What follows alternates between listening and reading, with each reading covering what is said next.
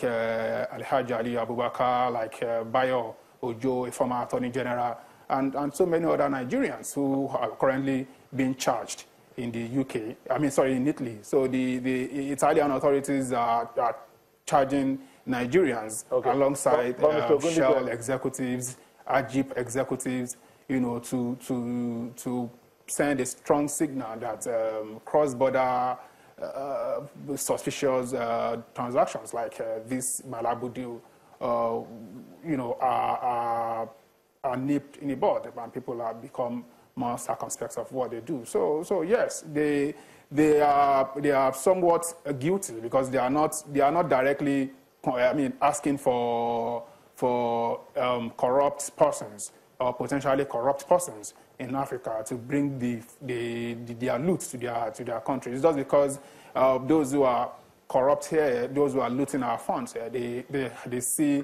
a haven, just like you mentioned earlier, the Cayman Islands, Bermuda, British Virgin Islands, so many countries in the Caribbean, the Panama, and all that.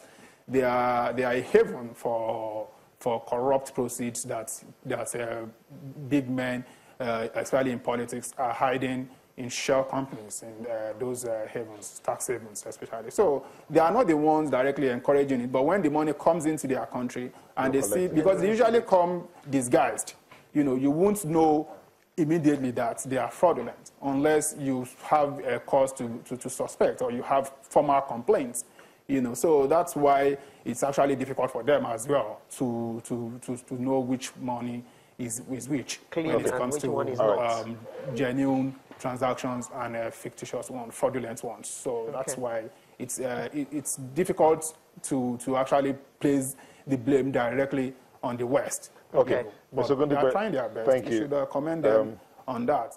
Thank you, Mr. Gundegwe. Mr. Gumadu, this is a question of, you talked about a judge in the UK who is looking at defending the right of the Nigerian citizen to enjoy the benefits of resources, natural resources in the country.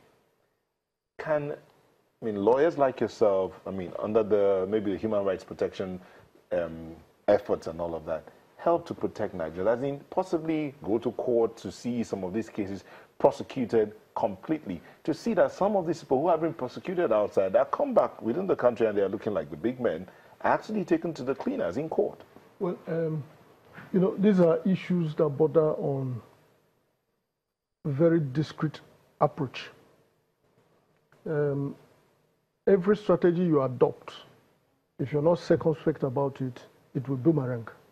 Essentially because those who are fingered are not just powerful people. They are equipped financially to undermine any process.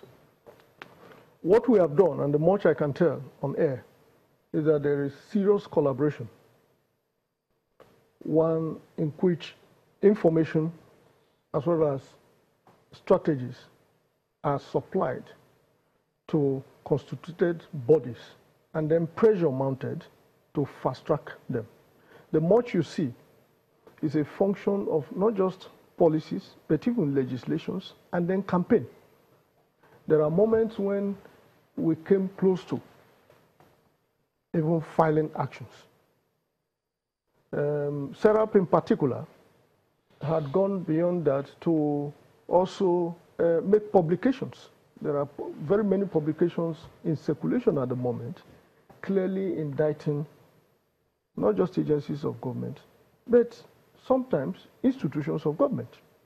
Now, I say this because if you're not circumspect, like I say, you are likely going to undermine the whole process and the objective of even the agenda that you have. You could see such an engagement. It is one to voice out frustration. Because, like my colleague did say, if you mention an institution such as EFCC, for instance, and go and find out what they are doing, and then reconcile that with what they needed to operate maximally, you will find that it's not so much about that agency, but so much about the government itself. So where does the campaign lie? Will it be to continually lampoon an agency that is determined or disposed to work, or the government itself that is busy chasing the agents of that agency undermining the processes that will lead to serious recovery effort, or also killing the bill you talk about, the recovery of asset bill. It was not sent last year. It's been there for a while.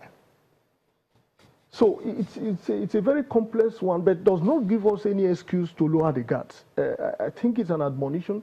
It is one that calls, progressive formations like ours to further actions and then to take it up to some logical conclusion. We have to wind down now. We have to go now. So, in closing, let's begin with Mr. Gundigbe. In 10 seconds, your closing moment. Okay, well, I would strongly advise the Nigerian government to consider pursuing this Malabu case. We still have $110 million left in the UK that could still be recovered. The rest, nobody. I mean, it's not clear that they will recover them. But the EFCC should show more interest in prosecuting this case. So far, no extradition request has been filed for either Adoke, the former Attorney General, or even Etete himself. Etete just disappeared after he was briefly interviewed by the EFCC in 2015.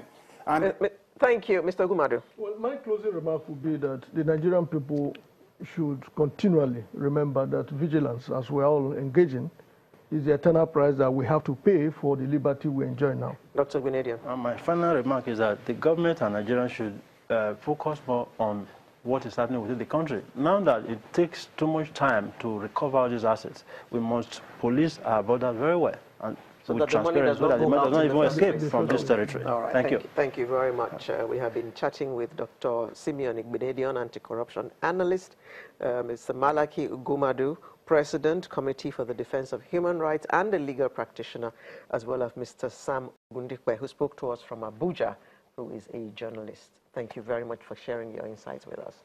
Sunrise will return in just a moment with another interesting discussion. Make sure you join us.